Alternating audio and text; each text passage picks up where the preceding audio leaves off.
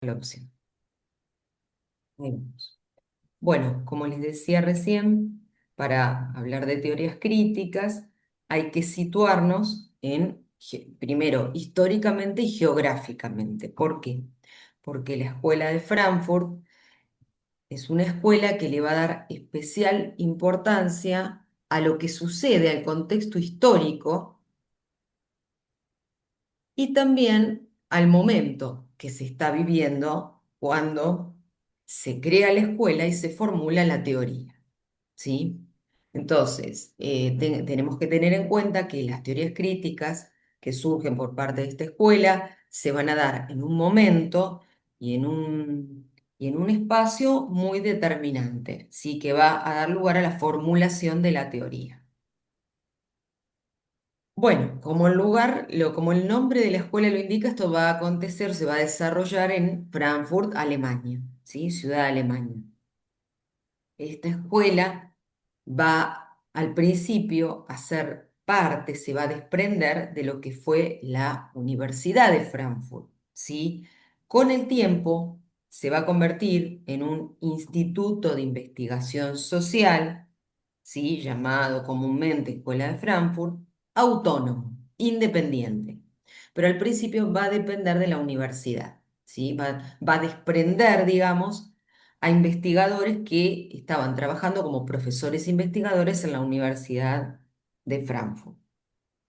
Entonces ahí fíjense, ya tenemos el contexto geográfico. Ahora habría que preguntarse cuándo aparece esta escuela. Bueno, esta escuela aparece entre los años, o para que ustedes se den una idea, 23, 24, y de ahí en adelante va a abarcar varias décadas de desarrollo. ¿Sí? Es una escuela muy prolífica que va a darse durante mucho tiempo, ¿sí? Y va a ser importante en sus investigaciones y va a influir mucho en la sociedad contemporánea, ¿sí? Estamos hablando del 1923, imagínense 1920 en adelante, estamos hablando del pleno siglo XX, ¿sí? Con los grandes cambios que acontecen en el siglo XX, ¿sí? Eso va a ser determinante, digamos, para el estudio de la escuela, y la escuela va a dar grandes aportes a este periodo histórico. ¿Sí? Va a ser punto de partida para entender a la sociedad contemporánea. Ya estamos hablando no de la sociedad moderna, sino que estamos hablando de una sociedad contemporánea. ¿Hasta ahí me siguen con todo lo que dije? Sí, ¿Sí? Bien. Bueno. Bueno, yo ¿por qué me centro un poco en la historia? Primero porque tenemos tiempo, ¿sí? Si no, no dispusiéramos del tiempo suficiente, iría directamente a los postulados de la teoría, lo que dice la teoría. Pero me gusta profundizar un poquito en el contexto histórico, si pues con el profesor Mayoli van a seguir trabajando lo que es la teoría en sí. ¿En qué consiste este contexto histórico? Bueno, si yo les digo 1920, 1923 en Alemania, ¿qué estaba sucediendo en ese momento histórico? A ver la Primera ustedes. Guerra Mundial. La Primera Guerra Mundial, exactamente. Estamos ahí como digamos, en lo que serían los primeros momentos de desarrollo del nacionalsocialismo, ¿sí? Y digamos, el anuncio de lo que va a ser luego la Primera Guerra Mundial.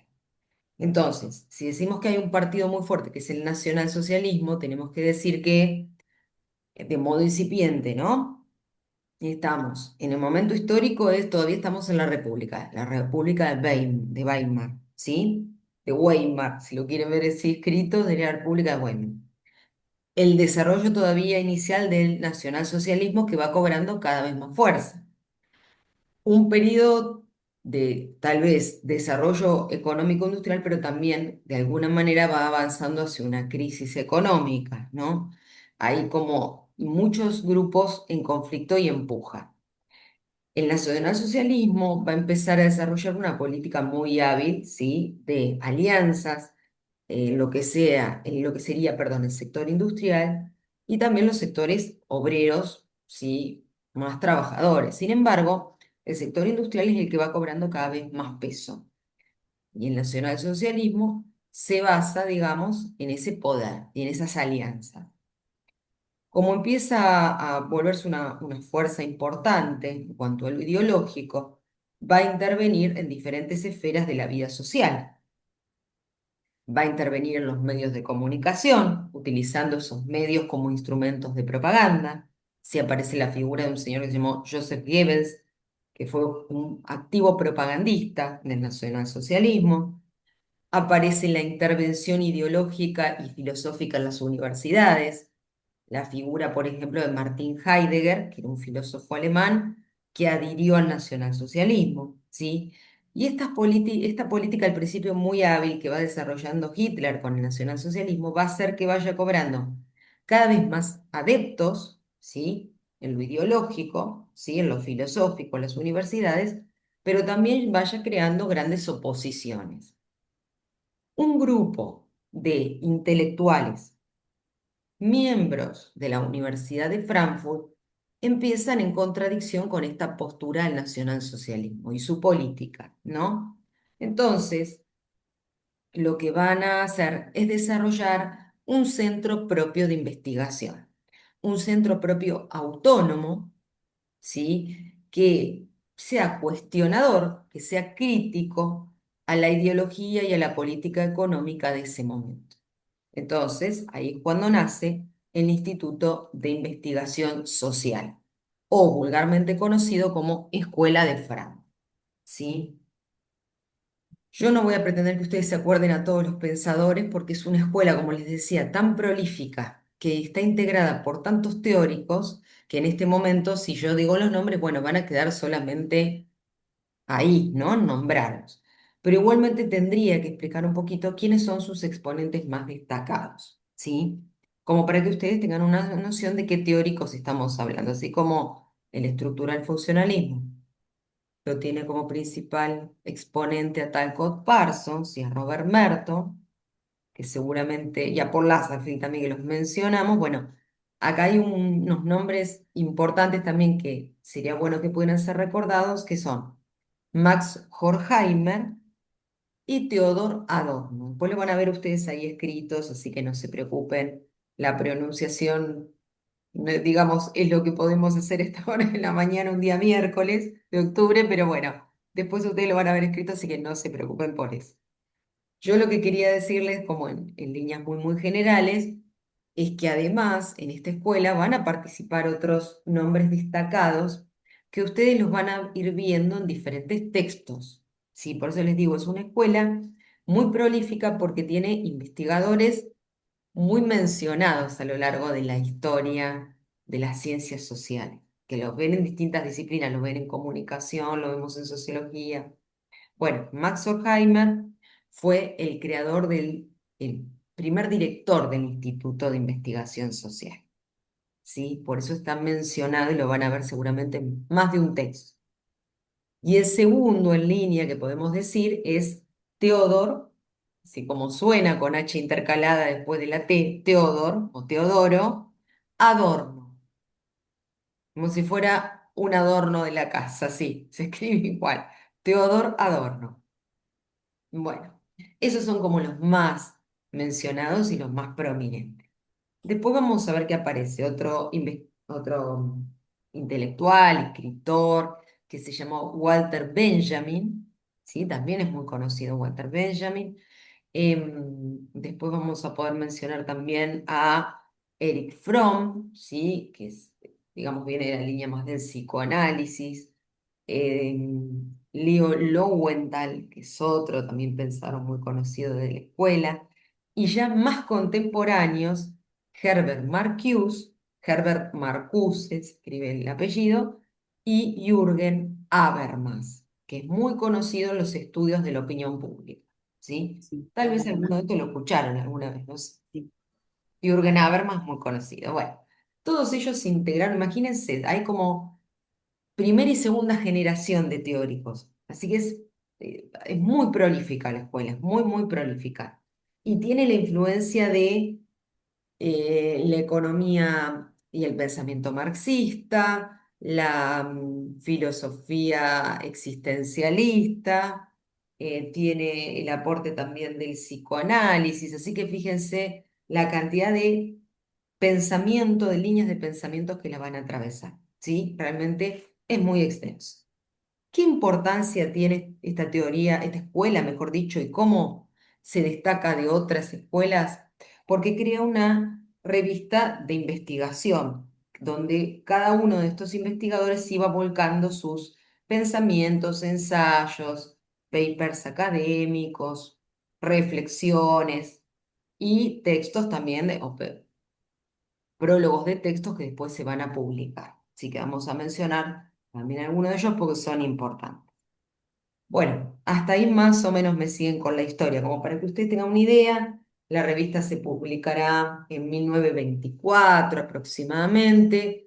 El centro se crea en los primeros años de la década del 20, ¿sí? Se mm, crea esta revista donde los investigadores van a exponer sus ideas y también va a ser un punto de persecución, obviamente, porque ideológicamente ellos empiezan a cuestionar al nacionalsocialismo. Entonces va a haber como una crítica al gobierno del momento, ¿sí? No es menor, es un dato que permite entender cómo se desarrolla la teoría, qué es la escuela y demás. Algo interesante también para tener en cuenta. ¿Quién financia esta escuela? Porque yo dije que al principio algunos eran investigadores de la Universidad de Frankfurt que aparentemente desprendían su pensamiento y iban a generar la creación de una escuela, pero la escuela después se separa de la universidad porque la universidad está influida por los pensamientos del nacionalsocialismo. Entonces incluso Hitler con el tiempo va a despedir a profesores que estaban en contra de las ideas del nacionalsocialismo y va a tomar en sus cátedras a profesores que son partidarios de ese pensamiento. Entonces, eso va a hacer que, bueno, se tenga que crear un centro autónomo, que era lo que yo decía recién.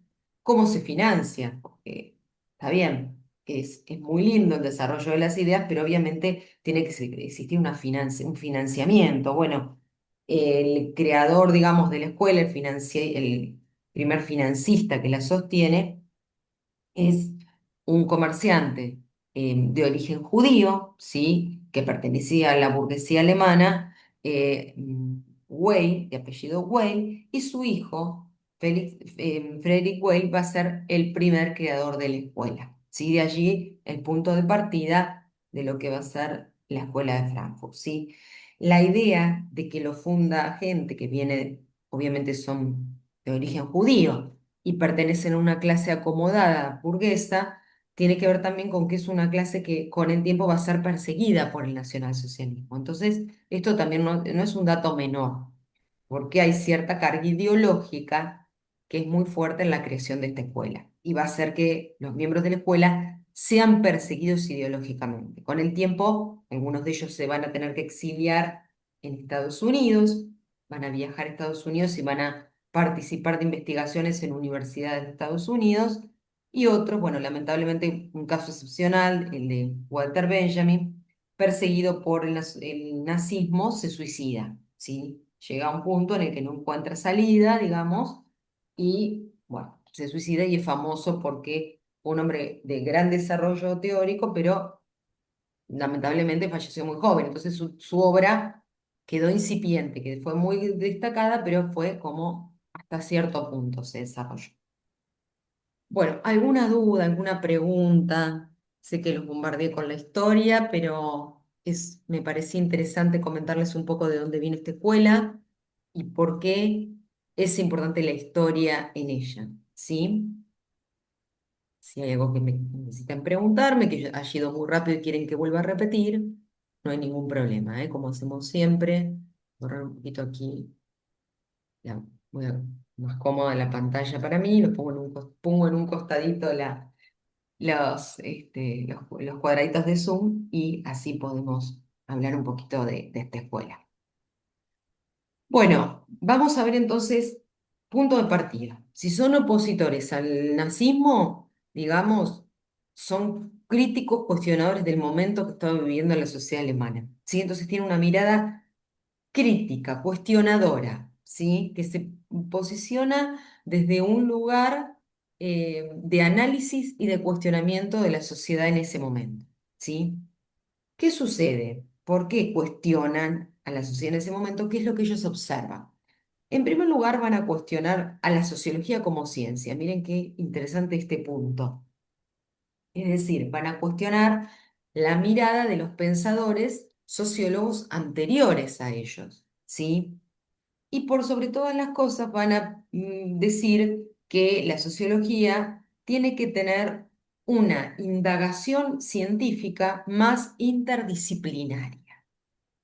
¿Qué querrá decir esto? La sociología tiene que ser, eh, como ciencia, tiene que tener el análisis de varias disciplinas que se conjuguen entre sí, que se combinen entre sí para entender a la sociedad. Entonces, su propuesta es una sociología interdisciplinaria, que necesita el análisis de otras disciplinas,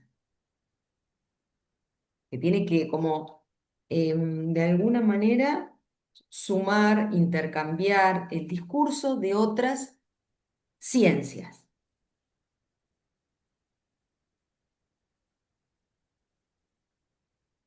Porque ellos dicen que la sociología, ¿sí? Siglo XX, nos ubicamos ya en el siglo XX, ya no estamos hablando de los sociólogos del siglo XIX, la sociología del siglo XX, es una ciencia que se ha convertido en algo que sostiene el statu quo, que no es crítica, que lo que hace es confirmar el orden social existente.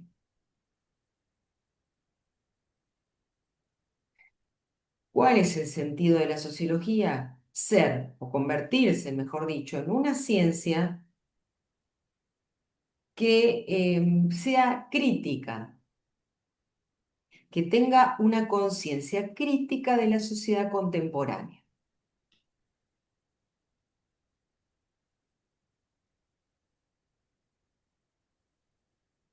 Fíjense, lo tienen en pantalla. La función primordial de la sociología es criticar las formas ocultas, veladas, de dominación y explotación que existen en la sociedad. La sociología tiene que cumplir como función criticar, ¿sí?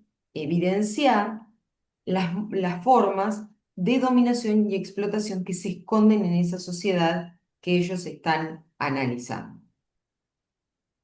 Entonces, fíjense, cambia el sentido de la sociología para estos teóricos, ¿sí? La mirada es una mirada que va a cuestionar lo que ellos entienden como dominación y explotación en esa sociedad. ¿Y cómo se logra una mirada crítica de la sociedad? Bueno, ellos dicen que hay que volver a las fuentes, a los orígenes de la disciplina. Y los orígenes de la disciplina están en la teoría que propuso Marx. Ellos son marxistas, ¿sí? Ellos vienen de tradición marxista, pero van a cuestionar el pensamiento del marxismo en ese momento, en el momento contemporáneo que ellos viven.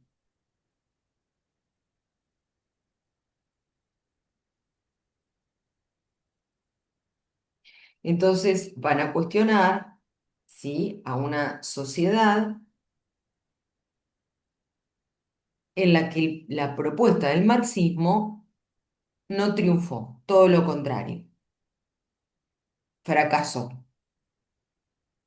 La visión utópica del marxismo no se cumplió. ¿Y cuál es esta visión utópica del marxismo? ¿Qué les parece a ustedes? ¿Qué habrá pasado con la propuesta del marxismo si no se cumplió? ¿Cuál era la propuesta de Marx? ¿Qué decía él?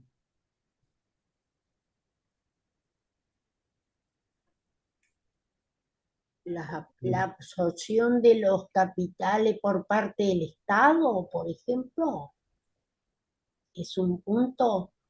Bueno, podría ser un punto. En realidad es básicamente hay una oposición entre los burgueses y los proletarios. ¿Se acuerdan? Había dos clases en puja, en oposición y en lucha de intereses, donde la dominación y la explotación se ejercía por parte de la burguesía, que era el sector capitalista, el sector poderoso.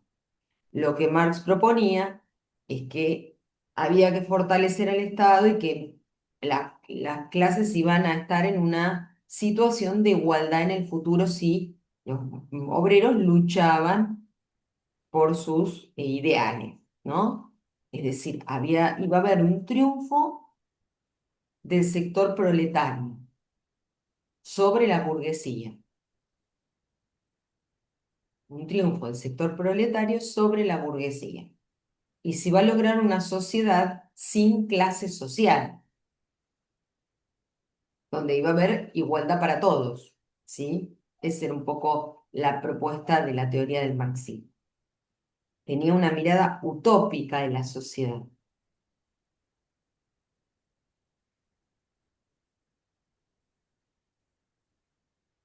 Bueno, esto no se cumplió. Lo que dicen los teóricos de la Escuela de Frankfurt es que esa utopía no se concretó, quedó en utopía, digamos. Y lo que va a suceder es todo lo contrario. Es una reafirmación y un reforzamiento del capitalismo, un avance del capitalismo sobre la sociedad moderna,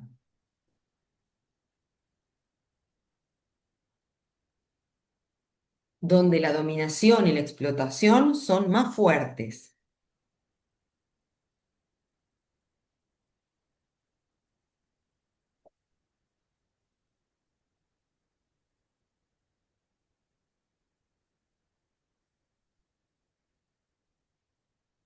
Ellos no solo van a cuestionar a Marx, también van a cuestionar a Weber, a Durkheim, toman la sociología clásica y la reinterpretan, ¿sí? La evalúan y la modifican en función de lo que ellos consideran que la sociología debe ser replanteada, ¿sí? En sus principios clásicos.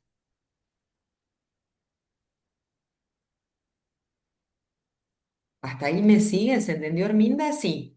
Sí, ¿Sí? sí, Es un triunfo del capitalismo lo que sucede. Es como esto que había empezado en el siglo XIX de la revolución industrial, el poderío de los burgueses, los dueños de las fábricas, el capital privado. Bueno, eso en el siglo XX se reafirmó.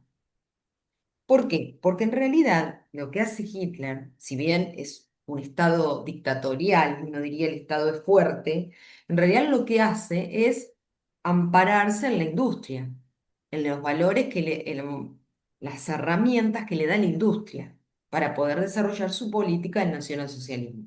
Entonces, el sector adinerado, el sector capitalista, es el que sostiene su política.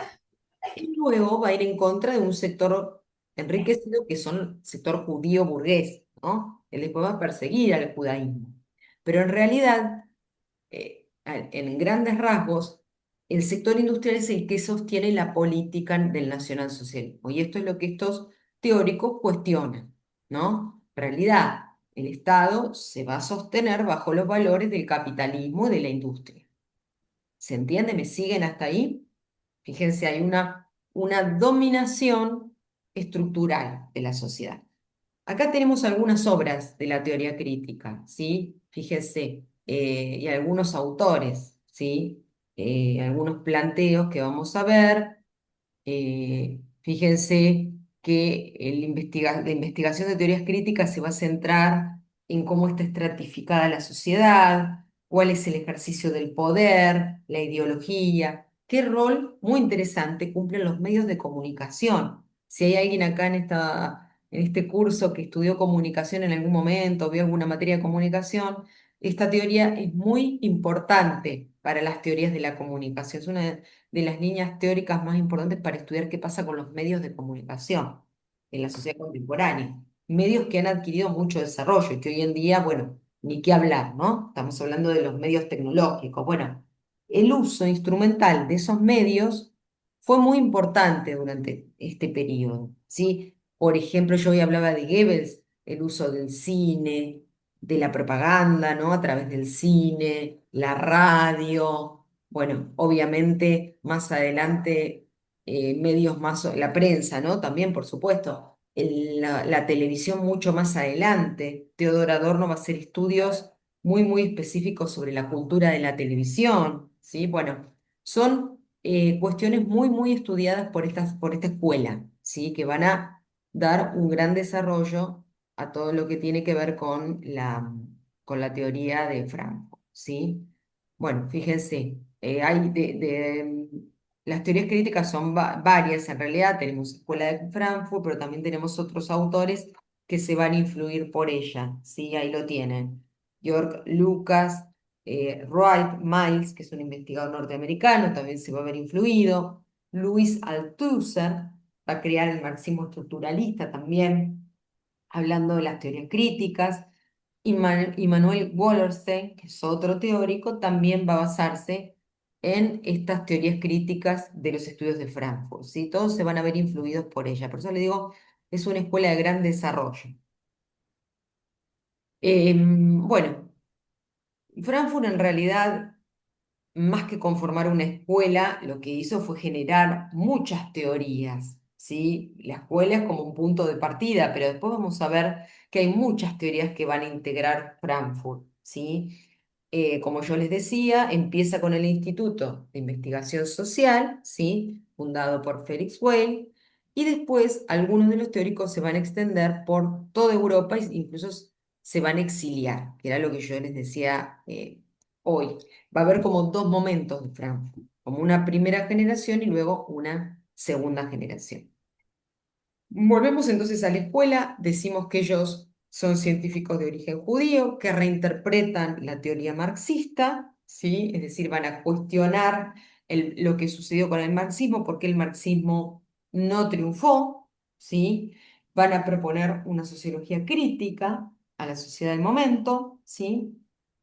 Y van a verse influidos, como les decía yo hoy, por otras disciplinas. Yo dije que proponían un estudio interdisciplinar. Bueno, el psicoanálisis, ¿sí? Los estudios de Freud, de Lacan específicamente, van a influir en el pensamiento de Frankfurt. Y ahora después vamos a ver por qué. Porque ellos tienen una mirada muy particular del individuo, de las personas, de la sociedad contemporánea, el individuo contemporáneo. Toman, como yo les decía hoy, de la filosofía hegeliana, algunos principios del idealismo, y también de Max Weber, de la teoría de la acción, también van a tomar algunos conceptos para estudiar. Como yo les decía hoy, durante el régimen nazi, ellos se van a tener que exiliar, gran cantidad de ellos se exilian en Estados Unidos. Cuando son vencidos, cuando el nazismo llega a su fin, triunfan los aliados, ellos vuelven a Alemania. Y el instituto sigue funcionando en Alemania, ya los 70 hacia adelante. Ahí tenemos algunos de los nombres que integraron la escuela. Claro, o sea, eh, básicamente se desarrolla, se logra por el pensamiento y las libertades que encontraron tal vez allí en Estados Unidos, que cuando fracasa en Alemania vuelven a Alemania, así es el Es un itinerario, digamos. Es un poco así, Arminda. Estados Unidos va a ser el contexto que a ellos les va a permitir investigar con libertad y con un buen financiamiento, ¿no? Convengamos que en Estados Unidos la educación, las universidades prestigiosas cuentan con un financiamiento, digamos, bastante importante para poder sostener sus investigaciones. ¿Por qué vuelven a Alemania? Dicen ustedes. Bueno, porque en realidad lo que ellos tienen es el pensamiento europeo del análisis de la sociedad. Estados Unidos tiene otra mirada y ellos creen que sus aportes son más importantes y los pueden llevar nuevamente a su origen, ¿no? A Europa. es muy, muy importante igual el cruce ideológico que ellos van a hacer porque piensen que luego se van a la escuela norteamericana de estudio. Y bueno, ahí va a haber una influencia de perspectivas muy, muy importante y muy interesante. De hecho, el capitalismo cada vez más avanzado, ellos lo van a vivir en Estados Unidos, ¿no? Sociedad capitalista preeminentemente. Entonces, exactamente, van a tener una sociedad muy distinta también a la que ellos vivieron en la Alemania nazi, ¿no? En la Europa del siglo XX. Yo hoy mencioné, fíjense, acá tienen un listado de integrantes del centro, que ahí los tienen escritos. Mi terrible pronunciación, por lo menos lo van a poder ver bien escrito acá. Van a ver que ahí lo tienen a uno de los teóricos, bueno, Herbert Marcuse. Herbert Marcuse, ¿sí? Es como uno de los principales exponentes en Estados Unidos. Su obra se desarrolla tiene una activa participación en las universidades, perdón, norteamericanas. Sí, su nombre va a resonar mucho en la academia, ¿no? Norteamericana. Obviamente, bueno, Jürgen Habermas también. Todos ellos van a tener un gran rechazo por lo que tiene que ver con el reduccionismo económico de la teoría marxista, porque para ellos la teoría de Marx debe ser reanalizada, reinterpretada. Ellos dicen que en realidad el triunfo, perdón, del movimiento obrero ha fracasado. Entonces, ¿qué sucede con eso?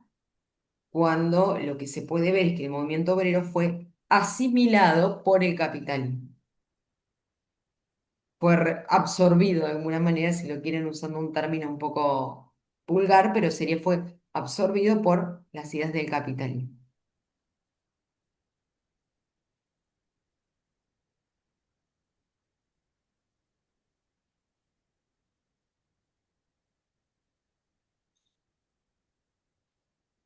Y acá tenemos un poquito el recorrido de quiénes son estos teóricos. Bueno, nos queda menos de un minuto, así que es probable que se corte la clase mientras estoy explicando, pero con esto ustedes se pueden hacer una idea, ¿no? Horkheimer, primer director del Instituto de Investigación Social, fue filósofo y sociólogo, para que ustedes se den cuenta, viene de distintas disciplinas, ¿sí? En 1930 fue director del instituto, luego Theodor Adorno. Fíjense, fue un psicólogo, filósofo, sociólogo y antropólogo. Miren la diversidad de disciplinas que tenemos en este teórico. De hecho, él va a hacer un estudio muy importante sobre la cultura musical, sobre lo que es la música de élite y la música popular. Sí, bueno, en este caso compara el jazz y la música clásica.